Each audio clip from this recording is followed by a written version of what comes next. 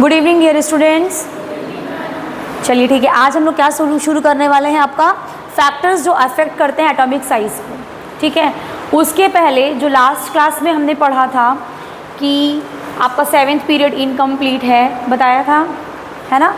और क्या क्या बताया था मैंने कि आपके 114 एलिमेंट्स, वो सब जो है आपके जो फैक्ट्स हैं, ये आपके एनसीईआरटी के आधार पर बेस्ड हैं। ठीक है, but if you will see the updated one, जो कि आपके एनसीईआरटी में अभी नहीं लिखा हुआ है, आपका 7th पीरियड जो है वो कंप्लीट हो चुका है। ठीक है, ऑग्निसॉन जो है सबसे आखिरी जो गैस है आपकी नोबल गैस, वो डिस्कवर हो चुकी है, वो आपका 7th पीरियड भी क्या है, कंप्लीट हो चुका है। ठीक है, तो एक क्वेश्चन हमने बताया था कि ऐसा कौन सा पीरियड है जिसमें आपकी इनर्ट गैसेस नहीं आती, तो हमने उसमें क्या कहा था, 7th पीरियड, बट वो अब नहीं होगा। But if you will go with the NCERT, तो एनसीईआरटी के according it is only having 114 elements. लेकिन अभी 2016 में 4 नए और एलिमेंट्स जो हुए हैं उनका नामकरण कर दिया गया है, तो इसलिए पूरे 18 एलिमेंट्स।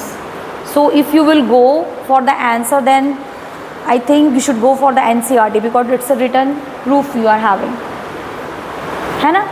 ठीक है, और एक चीज़ हो रही थी कि जो लैंथेनाइट्स होते हैं, है ना, वो आपका 3B में आता है कि 3A में आता है। थर्ड ग्रुप में तो है, वो तो हमें पता है, but if it comes in Roman 3B की 3A, so it's according to NCERT it is 3A, but in some periodic table you will see 3B।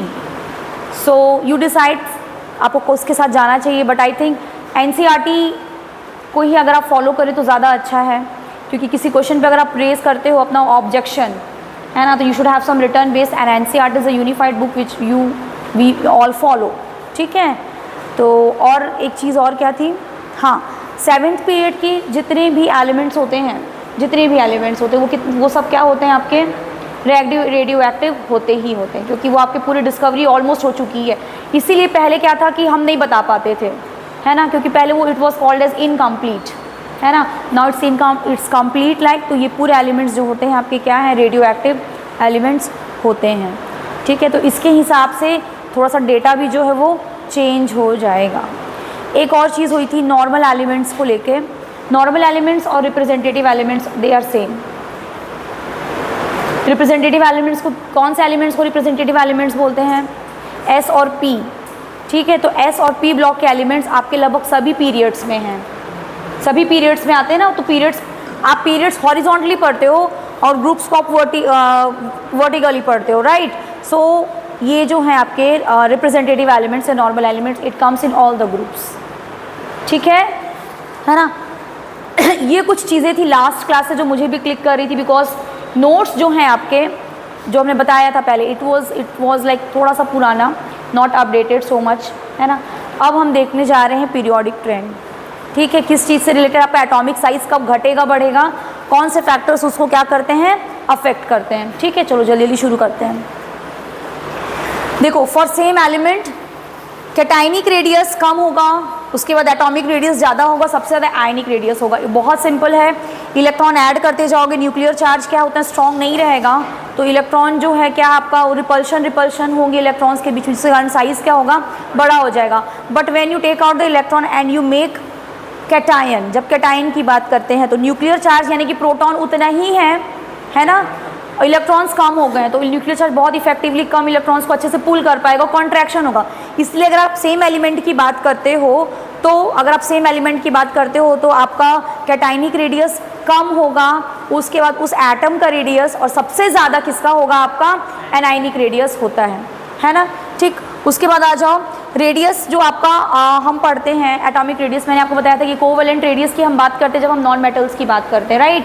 जब हम मेटल्स की बात करते हैं तो मेटेलिक रेडियस की बात करते हैं। और वैन डर वाल्स रेडियस कब बोलते हैं हम, जब आपके इनर्ट गैसेस जो होती हैं या फिर गैसेस की बात करते हैं। ठीक है, तो जब इसका आप देखोगे तो वैन डर वाल्स रेडियस बहुत बड़ा होता है, इसीलिए आपकी नोबल गैसेस क्या होती हैं, बहुत बड़ी होती हैं साइज में। Then comes to your metallic radius and then your covalent radius.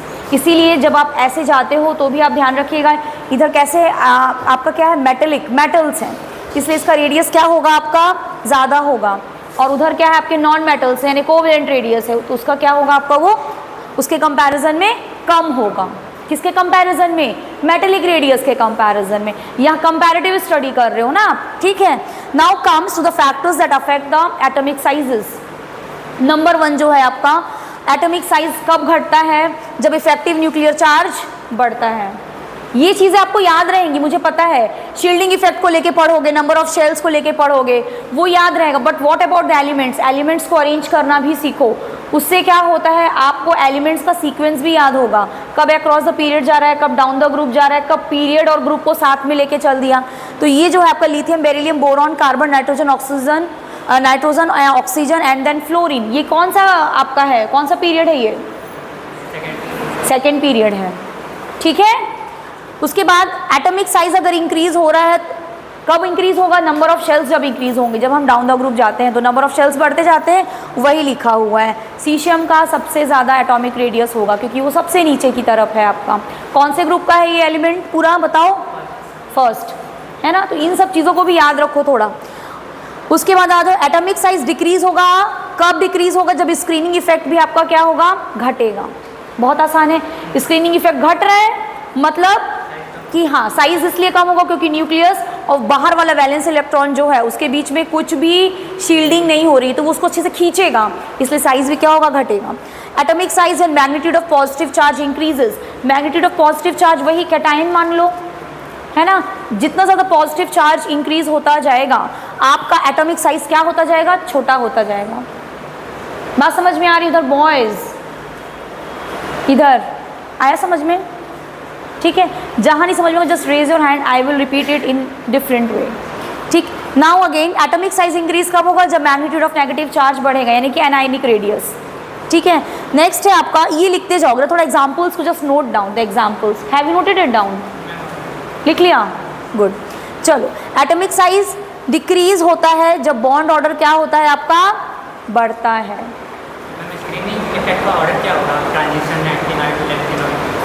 Lanthanoid और एक्टिनॉइड का देखो, लेंथेनाइड जब पढ़ते हैं तो लेंथेनाइड में क्या होता है आपका? कॉन्ट्रैक्शन होता है, समझ रहे हो? हाँ, क्या चीज़? स्क्रीनिंग बता देंगे अभी। एटॉमिक साइज घटेगा, कब घटेगा आपका एटॉमिक साइज? जब आपका बॉन्ड ऑर्डर क्या होगा? इंक्रीज होगा। बॉन्ड ऑर्डर इंक्रीज हो रहा है मतलब डबल बॉन्ड, ट्रिपल बॉन्ड। ठीक है, आ रही बात समझ में? आगे बढ़े। देखो उसके बाद नेक्स्ट है आपका periodic variation of atomic size. Class के बाद बताती हूँ तुमको, ठीक है। Periodic variation of atomic size across the period it decreases from left to right in a period as a nuclear charge increases. लेकिन नियॉन का क्या होता है हमें पता है, सबसे ज़्यादा होता है ना। तो ये इसका ऑर्डर होगा, ठीक है।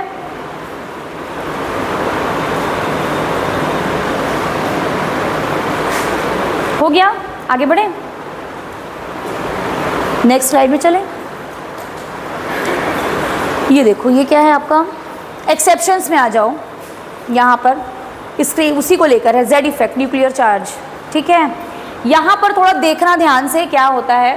ट्रांजिशन एलिमेंट्स में स्कैंडियम से लेके जिंक तक फर्स्ट ट्रांजिशन सीरीज जो है आपकी, है ना, जेड इफेक्ट कंटिन्यूअसली इंक्रीज हो रहा है। इफेक्टिव न्यूक्लियर चार्ज है वो इंक्रीज हो रहा है, उसमें कोई भी कमी ज़्यादा वो सब कुछ नहीं होता है। बट एटॉमिक साइज उतनी तरह से, उस तरह से आपको नहीं देखने को चेंज मिलेगा, उस तरह से डिक्रीज नहीं होता है। क्या होता है, स्कैंडियम से लेके आयरन तक यानी 21 से लेके 26 तक क्या होता है, साइज डिक्रीज होगा। न्यूक्लियर चार्ज बढ़ रहा है और स्क्रीनिंग इफेक्ट क्या है आपका, कम है।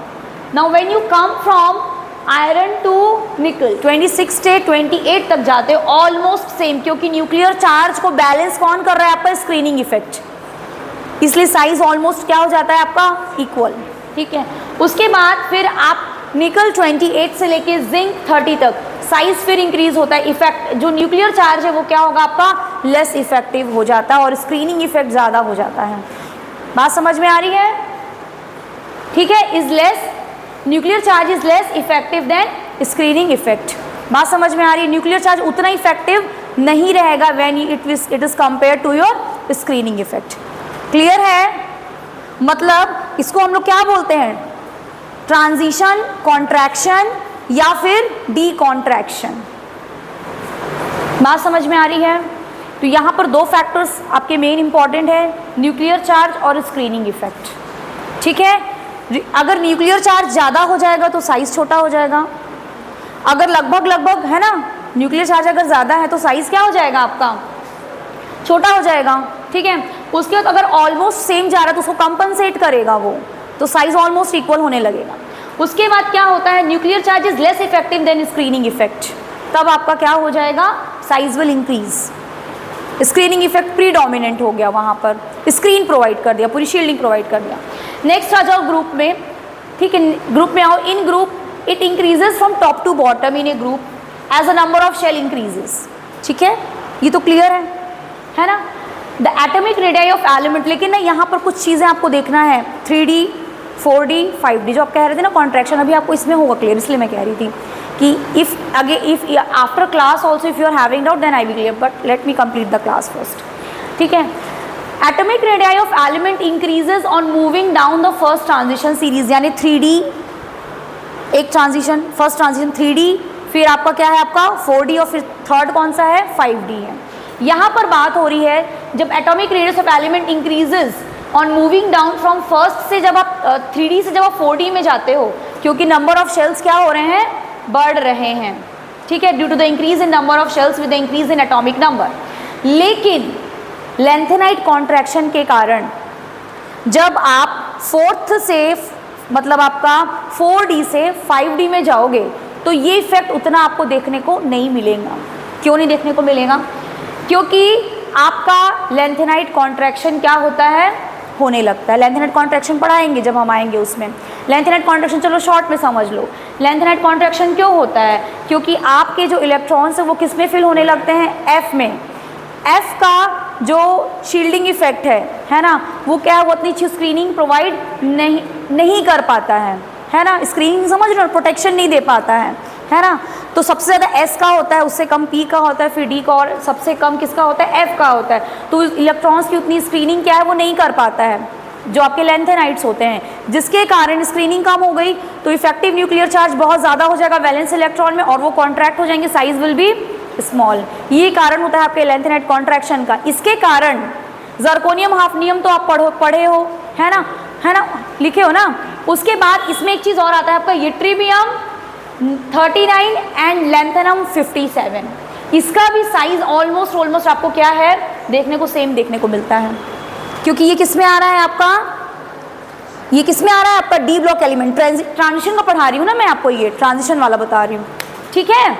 आगे बढ़े, उसके बाद देखो यहीं पे वो चीज़ लिखी हुई है, देखो scandium ytterbium lanthanum down the group क्या होता है, इंक्रीज होता है, बट यहाँ पर एक्चुअली होता क्या है, फिर यहाँ पर 3 भी लिखा हुआ है, actually it should be 3A according to the NCERT, ठीक है। 3D का ज़्यादा होगा, 4D से 4D, और 5D का लगभग क्या होगा आपका, बराबर होता है, ठीक है।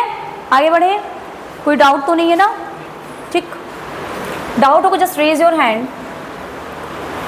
कुछ ये इंपॉर्टेंट ऑर्डर्स हैं, ठीक है भाई। ये एनायन है, obviously it will be more, atomic radius ज़्यादा होगा, फिर ये सिंपल आपका एटम है, फिर ये कैटायन है। तो ये ऑर्डर थोड़ा सा आप चाहो तो लिख सकते हो, जो मैंने यहाँ पर आपको बताया। निकल और कोबाल्ट का भी ऑलमोस्ट सेम देखने को मिलेगा, ठीक है। मैंगनीज़ का ज़्यादा होता है, ठीक है। मैंगनीज़ का अगर आप देखोगे क्रोमियम और आयरन के कंपैरिजन में इट विल बी मोर। ये ऑर्डर थोड़ा सा नोट डाउन कर लीजिए, कर लिए हैं ऑर्डर, पहले से है आपके पास, चलिए ठीक है। जिनके पास नहीं है जस्ट नोट इट डाउन, ये ऑर्डर जो है आपका। ये लास्ट क्लास में शायद कराया था क्या, स्कैंडियम टाइटेनियम वेनेडियम क्रोमियम, फिर मैग्नीज वाला लिखवाया है क्या, नहीं लिखवाया होगा तो बताइएगा, लिखवा देंगे, ठीक है। फिर उसके बाद लिख लो, उसके बाद नेक्स्ट में आ जाओ इनर ट्रांजिशन एलिमेंट्स में।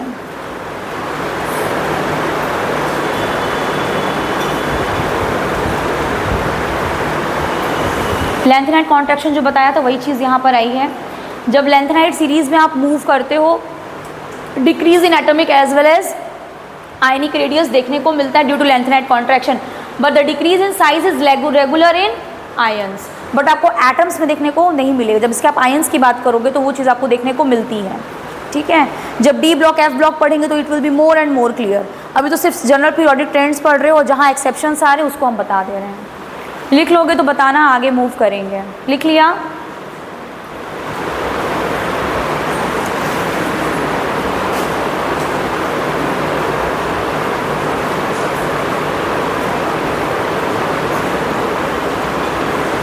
चलें आगे।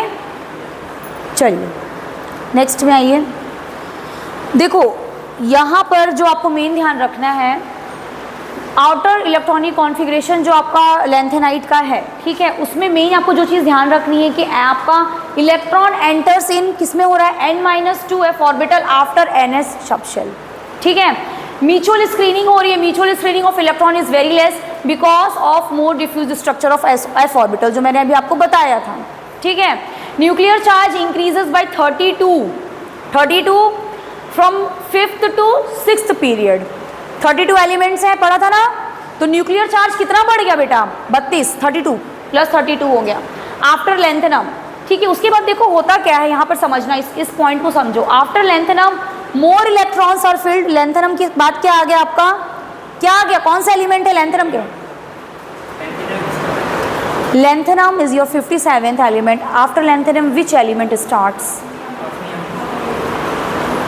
पीरियड की बात कर रही हूँ, cerium 58, you are entering in the lanthanides, वहाँ पर यही चीज़ बता रहे हैं। देखो आफ्टर लेंथेनम इलेक्ट्रॉन फिल हो रहे हैं and one electron more electron are filled 1 by 1 in f subshell which provides very less shielding. बात समझ रहे हो, इलेक्ट्रॉन किस में एंटर हो रहे हैं, f में जा रहा है, ठीक है, किसमें, लैंथेनाइट्स में। अब आप आ गए हो ना, सीरियम 58 में एंटर कर गए हो, यानी आप लैंथेनाइट्स के रेंज में आ गए, ठीक है। Less shielding to nuclear attraction on outer electron, so outer electron are more attracted and size decreases. यहाँ पर इसी को हम बोलते हैं लैंथेनाइट कॉन्ट्रैक्शन। यहाँ पर न्यूक्लियर चार्ज आपका क्या हो जाता है, प्रीडोमिनेट कर जाता है आपका स्क्रीनिंग इफेक्ट के ऊपर, क्योंकि f इलेक्ट्रॉन्स जो होते हैं वो उतनी अच्छी स्क्रीनिंग प्रोवाइड नहीं कर पाते हैं। फिर आ जाओ, noble gases have the largest atomic sizes because their van der Waal radius, ठीक है। यहाँ पर एक चीज़ और है आपका, D contraction, size of gallium आपका क्या होगा, छोटा होगा एज कम्पेयर टू एल्यूमिनियम के। होना क्या चाहिए, नीचे साइज बढ़ता है ना, तो एल्यूमिनियम गैलियम है ना, पढ़ते हो ना, boron aluminium gallium indium thallium, यही पढ़ते हो ना, ठीक है। तो होना क्या चाहिए था, साइज नीचे की तरफ क्या होना चाहिए, तो बढ़ना चाहिए था ना, बट यहाँ पर क्या हो रहा है, एल्यूमिनियम का साइज ज़्यादा है आपका एज कम्पेयर टू गैलियम, ठीक है। उसके बाद यहाँ पर है हॉफनियम और जर्कोनियम का भी ऑलमोस्ट सेम होता है without of because of lanthanide contraction, है ना। नेक्स्ट आ जाओ, अब कौन सा फैक्टर्स है, एक मिनट, ये इसके पहले ये स्लाइड देख लो, आयोनाइजेशन पोटेंशियल या फिर आयोनाइजेशन एंथैल्पी, जो मिनिमम एनर्जी रिक्वायर्ड होती है लूजली बाउंड इलेक्ट्रॉन को निकालने के लिए, उसी को हम कहते हैं आपकी आयोनाइजेशन एनर्जी। इसको हम इलेक्ट्रॉन वोल्ट्स में या किलो जूल्स पर मोल में क्या करते हैं, मेजर करते हैं, ठीक है। ये आपका किस में रहेगा, आइसोलेटेड में। यहाँ पर देखो जितने भी है, याद रखना कभी कभी क्वेश्चंस में आता है, ये दिया रहेगा आपका, यहाँ पर आपको स्टेट देखनी होगी, इट शुड बी गैशियस, है ना, ठीक। फॉर सक्सेसिव आयोनाइजेशन एनर्जी, ये बताया ही था पहले भी कि आपका जैसे जैसे बढ़ते जाओगे तो आयोनाइजेशन एनर्जी, ये बता चुकी हूँ मैं, है ना, क्योंकि आखिरी में आपको क्या करना है, एक इलेक्ट्रॉन निकल गया तो वो कैटायन बन गया, फिर कैटायन से इलेक्ट्रॉन निकालना will be tough because nuclear charge बढ़ जाएगा, इसलिए थोड़ा आयोनाइजेशन एनर्जी ज़्यादा होती है। Electron cannot be removed from solid state of an atom. It has to be converted into your gaseous form.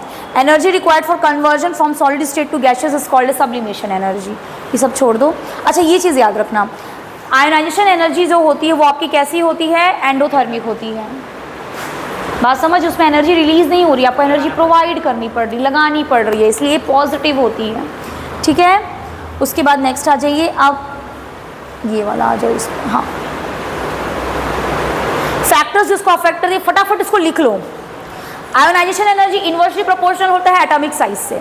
Atomic size इधर घटता है, when you come from left to right atomic size घटता है, ionisation energy क्या होती है, increase होती है। तो जस्ट ये जो पॉइंट्स है ना, इसको लिख लो बस, सिंपल, ठीक है। फिर न्यूक्लियर चार्ज से ये डायरेक्टली प्रोपोर्शनल होता है ना, न्यूक्लियर चार्ज बढ़ता है, आयोनाइजेशन एनर्जी भी आपकी बढ़ती है। उसके बाद स्क्रीनिंग इफेक्ट से ये इनवर्सली प्रोपोर्शनल होता है, नीचे स्क्रीनिंग इफेक्ट बढ़ता है, आयोनाइजेशन एनर्जी क्या होती है, घटती है। ये बस ये जो है ना, just right this down, don't write the statements, just right this down, ठीक है। फिर पेनिट्रेशन पावर ऑफ सबशेल्स किसका ज़्यादा होगा, आपका S, P, D and F, है ना, ऐसे रहता है, क्योंकि S is more closer to the nucleus, है ना, सो मोर एनर्जी आपको लगानी होती है इलेक्ट्रॉन को निकालने में, ठीक है, ये वाला लिख लो बस। First ionisation energy of beryllium is more than boron. First ionisation energy of beryllium actually होना किसका चाहिए था, ये बढ़ा चुकी हूँ ना, बेरिलियम बोरॉन को बता चुकी हूँ ना, जस्ट अभी नोट डाउन कर रहे हो तो हाँ ठीक है। यहाँ पर आपको इलेक्ट्रॉन किससे निकालना है, एस से निकालना है, यहाँ से किससे निकालना है, पी से निकालना है ना। आगे बढ़े, ये ऑलरेडी किया हुआ है, ठीक है, जस्ट उनके लिए जिन्होंने नोट्स के लिए कहा था। नाउ नेक्स्ट कम, इस पे भी आ जाओ। Stability of half field and full field orbitals. Half field क्या क्या, P3, D5, F7। Full field यानी कि याद रखो यार, ये तो याद रखने वाली चीज़ है, S2, D10, F14, ठीक है, फुल फील्ड, ठीक है। Are most stable than others, इसलिए इसका ऑर्डर क्या हो जाएगा आपका, फ्लोरीन, देन नाइट्रोजन का कम, ऑक्सीजन का उससे कम, सबसे कम आपका कार्बन का, ठीक है। जो ये जो है ना, इन सब चीज़ों को आप ज़रा सा नोट कर लीजिएगा, ठीक। आगे बढ़े, ऑक्सीडेशन स्टेट क्या होता है, ऑक्सीडेशन स्टेट है ना, मेटल का जो या सेंट्रल एलिमेंट का जो ऑक्सीडेशन स्टेट निकालते हैं, ये डायरेक्टली प्रोपोर्शनल कैसे हो गया, देखो ऑक्सीडेशन स्टेट ज़्यादा कब हम बोलते हैं, जब वो पॉजिटिव होता है, दैट इज मोर, जब बोलते हैं ना it is in higher oxidation state, it is in lower oxidation state. Higher oxidation state कहने का मतलब है कि वो पॉजिटिव है ज़्यादा, बात समझ रहे हो, पॉजिटिव ज़्यादा है तो वही कैटाइन वाली बात आ गई, है ना, ठीक है। और lower oxidation state means that is in anion, है ना, ठीक है।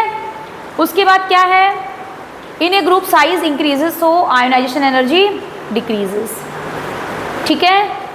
आगे बढ़े, कुछ नोट करना है तो जल्दी जल्दी नोट कर लो।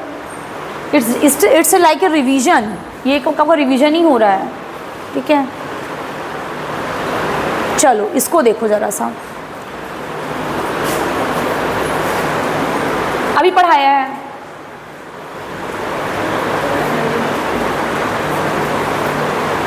सही है क्या, आंसर इसको मत देखो, इसमें बहुत सारी नहीं, यहाँ मिस्टेक्स भी हो सकते हैं। अभी आपने नोट डाउन किया होगा, अभी मैंने ट्रांजिशन एलिमेंट पढ़ाया ना, क्या नोट किए हो, देखो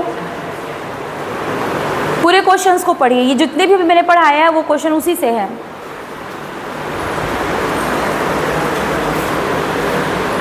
देखो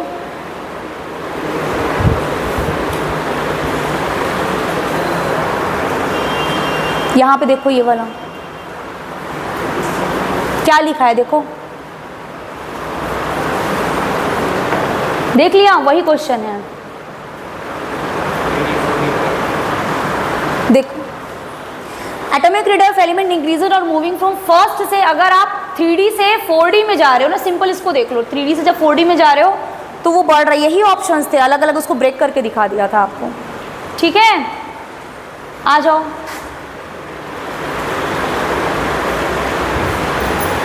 ठीक है ना। नेक्स्ट क्वेश्चन देखो, among the following elements whose electronic configuration below is having the highest ionization energy, किसकी ज़्यादा होगी, हाफ फील्ड फुल फील्ड देख लो एक बार, और किधर है ये भी देखना पड़ेगा, इसकी नहीं होगी, इसकी भी नहीं होगी, ये स्टेबल है, हाँ ठीक है। उसके बाद इसमें आ जाओ, करेक्ट आयोनाइजेशन एनर्जी का ऑर्डर बताइए कौन सा है,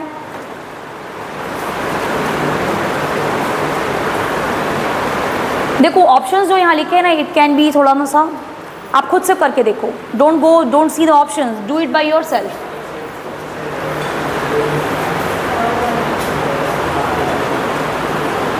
जब इस तरह के क्वेश्चंस करते हो तो try to locate the position of the element, इतना पढ़ चुके हो कि आपको पोजीशन याद हो जानी चाहिए, ठीक है। कौन सा होगा इसमें से, थर्ड, फ्लोरीन की ज़्यादा होगी, पहले भी इसको लिख चुके हो, फिर नाइट्रोजन की, उससे कम ऑक्सीजन की, और फिर उससे कम कार्बन की। Which among the following elements has the lowest ionization potential, ionization potential की बात पूछ रहा है, वही ionization energy down the group क्या होती है, घटती है, तो नीचे में कौन सा आ रहा है, और इधर भी बढ़ती है, इधर क्या होती है, बढ़ती है, एल्युमिनियम कट हो गया, वो होना नहीं है, मैग्नीशियम भी आपका इधर आ गया, ऊपर आ गया, क्या हो गया, पोटेशियम हो गया, है ना। पोजीशनिंग याद रखोगे ना तो आपको ट्रेंड तब समझ में आएगा, ठीक है। नेक्स्ट में आए,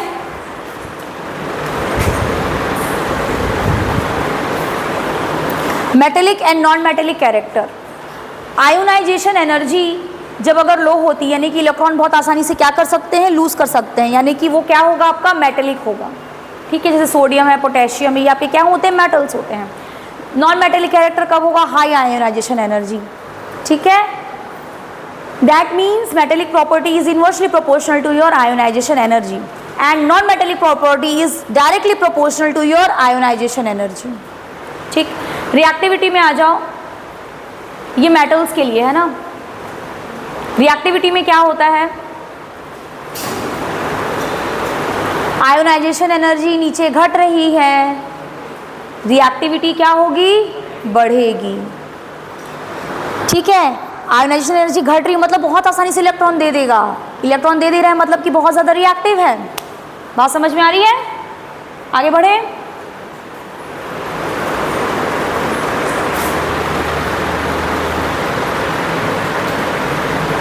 इसमें आ जाओ, रिड्यूसिंग कैरेक्टर।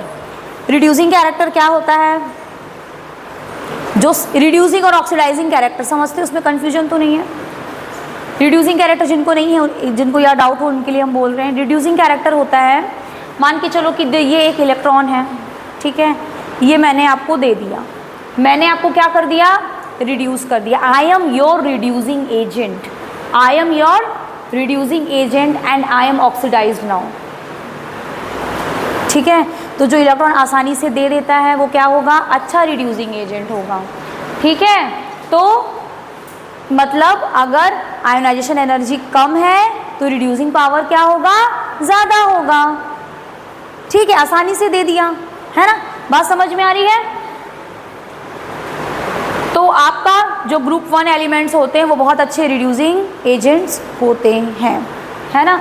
उसके बाद जो आपके हैलोजेंस होते हैं वो कैसे होते हैं, वो बहुत स्ट्रॉन्ग ऑक्सीडाइजिंग एजेंट्स होते हैं, क्योंकि वो क्या करते हैं, इलेक्ट्रॉन ले लेते हैं, है ना। सामने वाले को क्या करे, ऑक्सीजन, जैसे समझ लो इस इलेक्ट्रॉन को लेके समझो, ये इलेक्ट्रॉन मैंने इस बच्ची को दे दिया, ये रिड्यूस हो गई, मैं इसकी रिड्यूसिंग एजेंट हो गई, ठीक। और मैं क्या हो गई, मैं ऑक्सीडाइज हो गई, ये मेरी ऑक्सीडाइजिंग एजेंट हो गई। इसी को कंबाइन कर देते तो रिडॉक्स बोल देते हैं। आगे बढ़े, बेसिक नेचर में आ जाऊँ। Basic nature, it is a property of elements which have loosely held electrons. मतलब कि बेसिक नेचर में क्या होता है, आपका इलेक्ट्रॉन्स बहुत आसानी से क्या हो सके, आपका हो सके, है ना। That is your basic nature, है ना। मतलब जब इलेक्ट्रॉन आसानी से दे रहा हो, मतलब आयोनाइजेशन एनर्जी कम होगी तभी ना इलेक्ट्रॉन देगा। बात समझ में आ रही है। देखो अभी आप बोलोगे मैम रिड्यूसिंग पावर बता रहे थे, अब आप बेसिक कैरेक्टर, ये सब रिलेटेड है आपके। आपको टर्मिनोलॉजीज क्या है ध्यान में रखने हैं कि कब कौन सा चीज़ को यूज़ कर रहा है। इलेक्ट्रॉन देना भी रिडक्शन होता है, दे दिया मैंने, रिडक्शन हो गया, है ना। उसको जब बेसिक नेचर की बात आती है तो इलेक्ट्रॉन लूज़ करना भी बेसिक नेचर ही है एक तरह का, ठीक है। तो उसका या सीक्वेंस लिख लो भाई आप लोग, ठीक है, कैसे होगा आपका। तो जो आसानी से इलेक्ट्रॉन लूज कर देता है वो क्या होगा आपका, उतना ही ज़्यादा बेसिक होगा, इनवर्सली प्रोपोर्शनल होगा, ठीक है। समझ में आया, है ना। आयोनाइजेशन एनर्जी कम है, बेसिक कैरेक्टर उतना ही ज़्यादा होगा, ठीक है। अभी हाँ चीज़ें कॉम्प्लिकेटेड होंगी थोड़ी, ठीक है। इतना सारा चीज़ आपके एनसीईआरटी में एक्चुअली नहीं दिया हुआ है, दिया है इतना सारा नहीं दिया है, but question comes from this which is more basic, which is more acidic. Hydrates कौन से एसिडिक होंगे, ज़्यादा बेसिक होंगे, ठीक है। और ClOH एसिडिक है कि बेसिक है ये बता दो, NaOH एसिडिक है कि बेसिक है ये बता दो। तो अभी ये चीज़ों को हम डील करेंगे कि कब बेसिक होगा, ऑक्साइड कब बेसिक हो जाता है, कब एम्फोटरिक हो जाता है, कब एसिडिक हो जाता है ना। वो सब चीज़ें आपकी आएंगी इलेक्ट्रोनेगेटिविटी में जब हम पढ़ेंगे, है ना। आगे बढ़ जाए, ये छोड़ो, आयोनिक नेचर में आ जाओ। ये भी देख सकते हो, to determine the number of valence electrons, high energy differences in two successive IP shows change in energy levels. वो हमने बताया था ना आपको, जब बहुत ज़्यादा आयोनाइजेशन पोटेंशियल आपको देखने को मिलेगा। जैसे समझ लो आपने देखा फर्स्ट आयोनाइजेशन पोटेंशियल है 17, उसके बाद 28 है, फिर 32 है, फिर चौथा आयोनाइजेशन पोटेंशियल 500 अचानक से, या 400 या 200 अचानक से बहुत ज़्यादा। दैट मीन्स उसकी वैलेंसी कितनी थी? उसकी वैलेंसी 3 थी। आपने उसकी स्टेबिलिटी से उसको आप डिस्टर्ब कर रहे हो, है ना। तो वही चीज़ यहाँ पर बोली गई है ना। आगे आ जाओ। आयनिक नेचर भी आपका इन्वर्सली प्रोपोर्शनल होता है किससे? आयोनाइजेशन एनर्जी से। ठीक है, आगे बढ़े। नेक्स्ट आ जाओ, डी ब्लॉक एलिमेंट्स वाले में आ जाओ। First, second, third ionization energy is increasing from left to right for first transition series, but regularly आपको देखने को नहीं मिलेगा। देखो यहाँ पर ना हाफ फील्ड वाली बात आ जाती है, फुल फील्ड वाली चीज़ें आ जाती हैं यहाँ पर भी। और हमको ये भी पता था कि साइज भी क्या हो रहा है आपका, कैसे बट कहीं पे बढ़ता है, कहीं पर इक्वल हो जाता है ना, देखा था ना। इसीलिए यहाँ पर भी आपको थोड़ा सा चेंज देखने को मिलेगा। फर्स्ट आयोनाइजेशन एनर्जी आयरन की ज़्यादा होगी, मैंगनीज की थोड़ी कम होगी, क्रोमियम की कम होगी, और जिंक की ज़्यादा होगी। जिंक फुल फील्ड है ना। उसके बाद आ जाओ सेकेंड आयोनाइजेशन एनर्जी में। सेकेंड आयोनाइजेशन एनर्जी में क्रोमियम की ज़्यादा हो जाएगी, ठीक है, क्रोमियम की ज़्यादा हो जाएगी, फिर आयरन की कम होगी, और फिर मैंगनीज की और कम हो जाएगी, ठीक है। उसके बाद कॉपर की, यहाँ पर अब क्या हो जाएगा? कॉपर, ठीक है। कॉपर की सेकेंड आयोनाइजेशन एनर्जी क्या हो जाएगी आपकी? ज़्यादा हो जाएगी एज कम्पेयर टू जिंक। ये सब चीज़ें आपको जब बनाओगे ना, सबसे अच्छा तरीका क्या है? यू मेक द वैलेंस वाला जो बाहर का ऑर्बिटल है ना इसका, उसको बनाओ सबसे अच्छा। आप तुरंत कैलकुलेट कर लोगे। अगर हाफ फील्ड से निकाल रहे हो तो ज़्यादा होगा, फुल फील्ड से निकाल रहे हो तो ज़्यादा होगा, उसी से आप बना लोगे तुरंत। Now come to the third ionization energy. Third ionization energy iron की ज़्यादा होगी, ठीक है, फिर क्रोमियम की कम होगी और मैंगनीज की सबसे कम, और जिंक की क्या हो जाएगी? हाईएस्ट। क्यों हो जाएगी?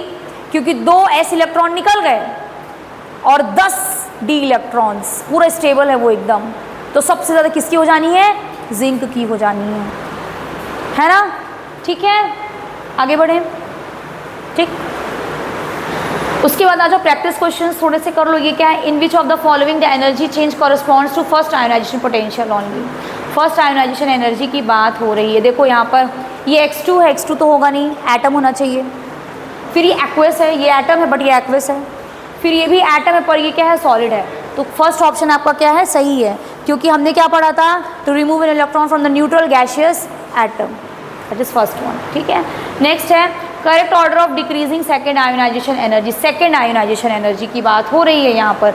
तो इन सब का आपको क्या करना है? पहला इलेक्ट्रॉन निकाल के देख लो और फिर देखो कि सेकेंड इलेक्ट्रॉन आपको क्या करना है, कहाँ से निकालना है, ठीक है। ज़रा सा बनाओ तो इसको, सबका देखने आ रही हूँ मैं।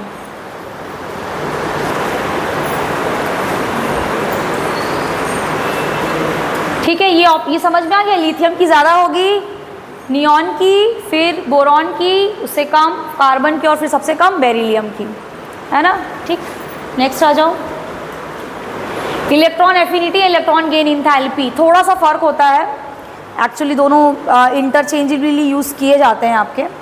थोड़ा सा फ़र्क होता है। फ़र्क ये होता है कि इनके साइन का फ़र्क होता है।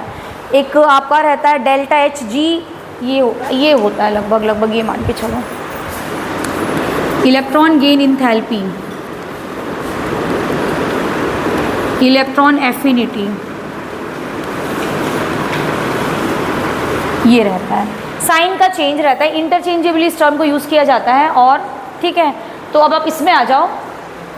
इलेक्ट्रॉन गेन इंथैल्पी देखो क्या होता है। Out the amount of energy release और एब्जॉर्ब्ड, वो आपकी क्या होती है? इलेक्ट्रॉन एफिनिटी होती है। When an electron is added to the valence shell of an isolated gaseous atom, most energy is release in the process of first electron affinity, ठीक है।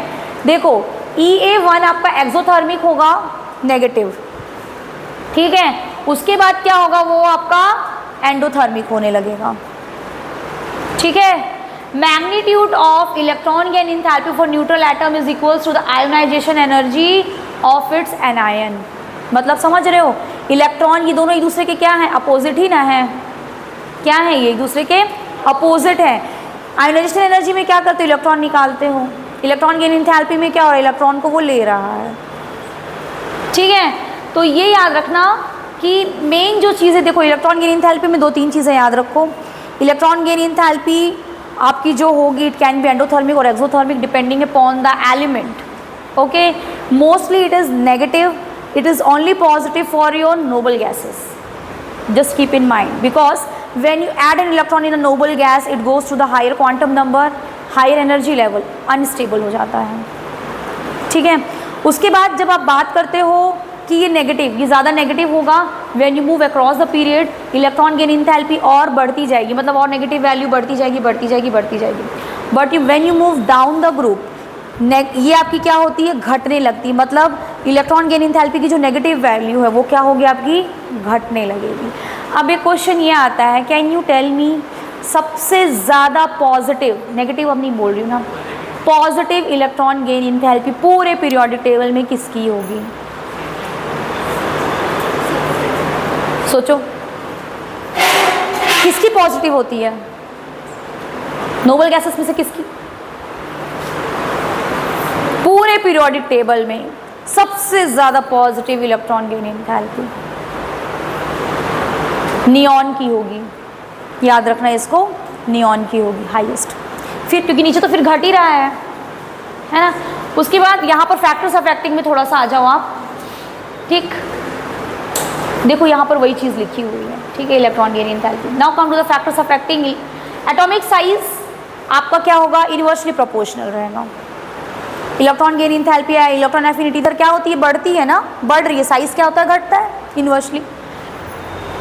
स्क्रीनिंग इफेक्ट के भी ये क्या होगा, इनवर्सली प्रोपोर्शनल होगा। ठीक, इफेक्टिव न्यूक्लियर चार्ज के ये डायरेक्टली प्रोपोर्शनल होगा। इधर क्या होता है, इफेक्टिव न्यूक्लियर चार्ज बढ़ता है, इलेक्ट्रॉन गेन एंथैल्पी भी आपकी क्या होती है, बढ़ती है।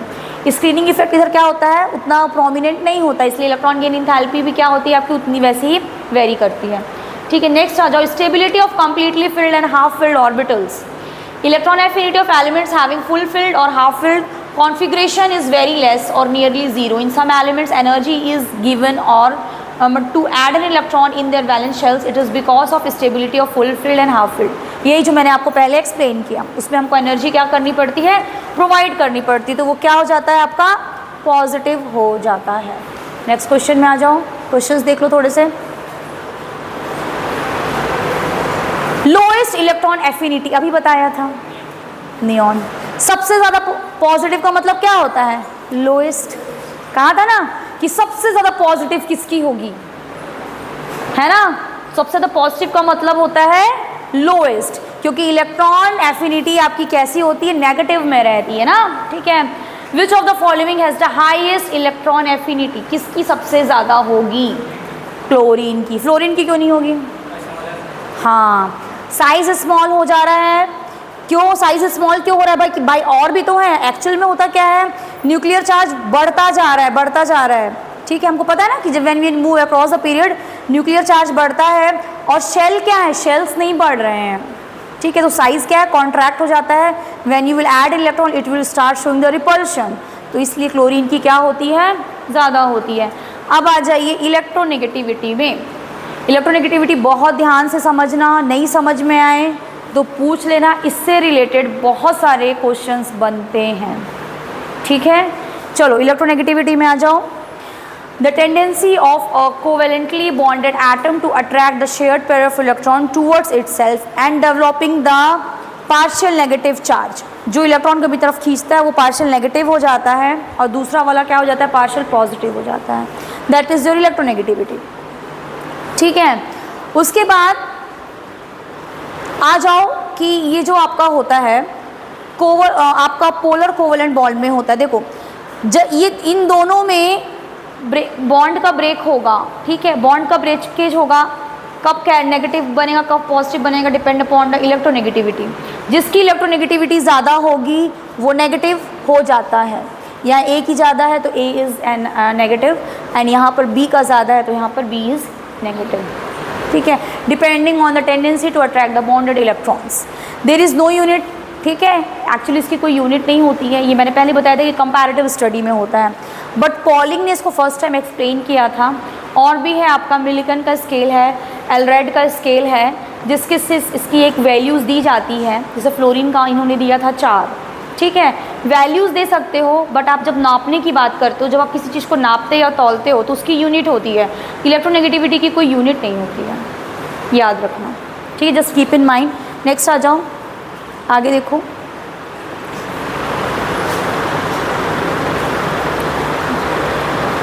इसमें कुछ छूटा तो नहीं है ना, बस वही था। चलो नेक्स्ट आ जाओ।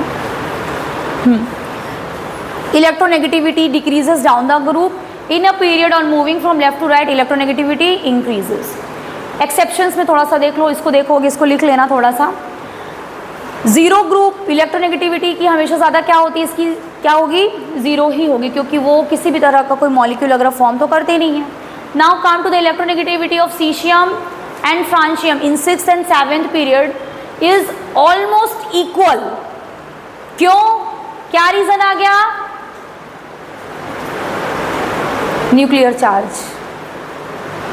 एक शेल इंक्रीज हो रहा है, बट न्यूक्लियर चार्ज क्या हो रहा है, बहुत ज़्यादा इंक्रीज हो रहा है।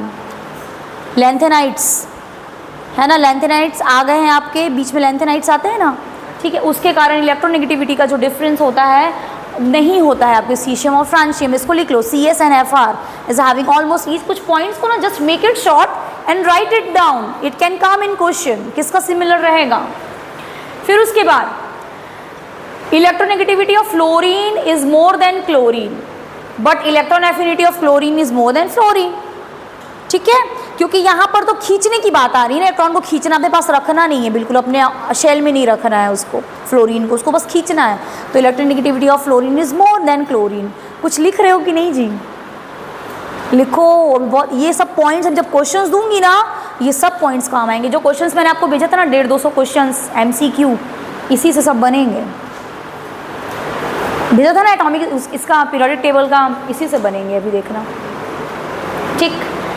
एप्लीकेशंस में आ जाओ। इलेक्ट्रोनेगेटिविटी को हम अप्लाई कहाँ कर सकते हैं। लो इलेक्ट्रोनेगेटिविटी का मतलब होता है मेटल्स, उधर है मेटल्स। हाई इलेक्ट्रोनेगेटिविटी का मतलब होता है नॉन मेटल्स। उसके बाद इलेक्ट्रोनेगेटिविटी और बॉन्ड लेंथ इन्वर्सली प्रोपोर्शनल होते हैं। कैसे होते हैं, इन्वर्सली प्रोपोर्शनल होते हैं। इलेक्ट्रोनेगेटिविटी का जब डिफरेंस होता है, अगर वो बहुत ज़्यादा होगा तो बॉन्ड लेंथ कैसा हो जाएगा आपका, कम हो जाएगा। बात समझ रहे हो, देखो यहाँ पर देखो, जैसे कि अगर हम इसको बोलते हैं, इसको अरेंज करो आप बॉन्ड लेंथ के अकॉर्डिंग, तो bond length hydrogen iodide HI का ज़्यादा होगा, फिर HBr का कम होगा, HCl का कम होगा, HF का सबसे कम होगा। क्योंकि यहाँ पे आपने क्या देखा, बॉन्ड लेंथ और electronegativity difference.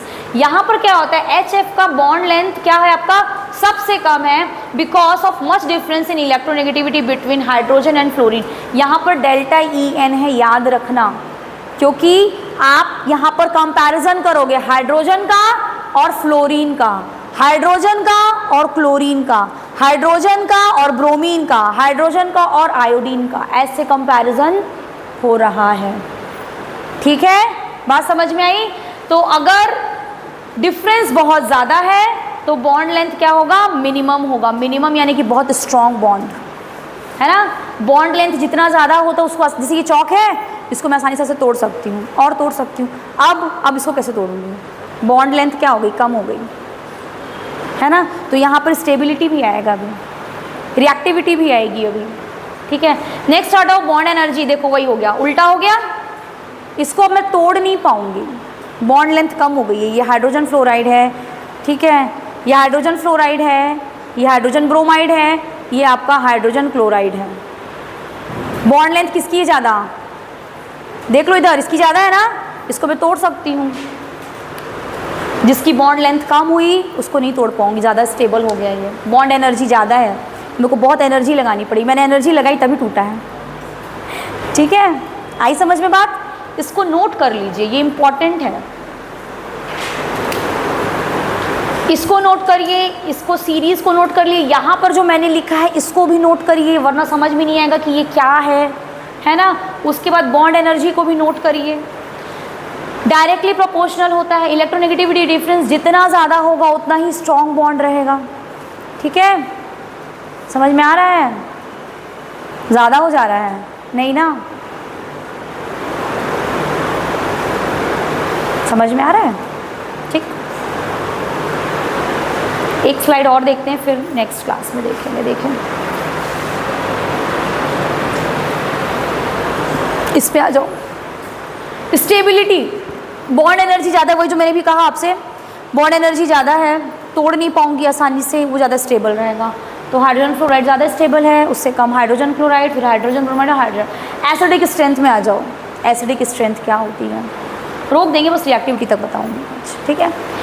Acidic strength of hydrides, याद रखो नीचे की तरफ जब आप जा रहे हो, ये ग्रुप 15 का एक एग्जाम्पल लेके बताया है। ग्रुप 15 में थर्मल स्टेबिलिटी नीचे की ओर घटती है, बेसिक कैरेक्टर घटता है, एसिडिक कैरेक्टर क्या हो रहा है, इंक्रीज हो रहा है। एसिडिक कैरेक्टर क्या हो रहा है आपका, इंक्रीज हो रहा है। बॉन्ड लंबा है, आसानी से टूट जाएगा, हाइड्रोजन निकल के भाग जाएगा, ऐसे याद रखो। एसिडिक कैरेक्टर क्या हो रहा है, इंक्रीज हो रहा है। In PH3 and ASH3 there is less difference in electronegativity of P and H, ठीक है। फॉस्फोरस और हाइड्रोजन के बीच की इलेक्ट्रोनेगेटिविटी डिफरेंस, और आपका आर्सेनिक और हाइड्रोजन के बीच का इलेक्ट्रोनेगेटिविटी डिफरेंस, ठीक है, बहुत क्या है आपका, कम है, ठीक है। So there bond energy decreases, also atomic size increases. नीचे जब आप आ रहे हो तो एटम का साइज क्या हो रहा है आपका, इंक्रीज हो रहा है। सो बॉन्ड लेंथ भी इंक्रीज हो रही है, ठीक है। Which also support decrease in bond strength, bond length बढ़ गया, बॉन्ड स्ट्रेंथ क्या हो गया, घट गया, ठीक है। इसलिए एसिडिक कैरेक्टर है, H+ आसानी से क्या हो जाएगा, लूज हो जाएगा। अगर क्वेश्चन पूछता है कि सबसे ज़्यादा एसिडिक कौन सा होता है, तो hydrogen iodide is more acidic, ठीक है। ऐसे क्वेश्चंस आते हैं, बात समझ रहे हो। अब फिर आ जाओ रिएक्टिविटी में। बॉन्ड एनर्जी ज़्यादा है तो स्टेबिलिटी ज़्यादा होगी, और स्टेबिलिटी ज़्यादा है तो रिएक्टिविटी कम हो जाएगी, है ना, बात समझ में आ रही है, ठीक। So that means change in electronegativity is directly proportional to stability and inversely proportional to your reactivity. यानी इस तरफ आप आओगे तो रिएक्टिविटी आपकी क्या हो जाएगी, बढ़ रही है ना यार हाइड्रोजन आयोडाइड में, है ना। नहीं, इसमें एग्जाम्पल में कह रही हूँ, ठीक है। So HI is your most reactive hydrohalide and strongest acid among all the hydrohalides, क्योंकि आसानी से H+ दे देता है, ठीक है। स्ट्रॉन्ग और वीक एसिड्स पढ़ा है ना, कि नहीं पढ़ा है। जो आसानी से H+ दे देते हैं वो स्ट्रॉन्ग एसिड्स होते हैं, पढ़ा है ना ये सब चीज़ें। चलो ठीक है, we will continue in the next class. Thank you, and please जहाँ तक पढ़ाया है उसको रीड करिए, रिवाइज करिए, है ना। चलो, थैंक यू।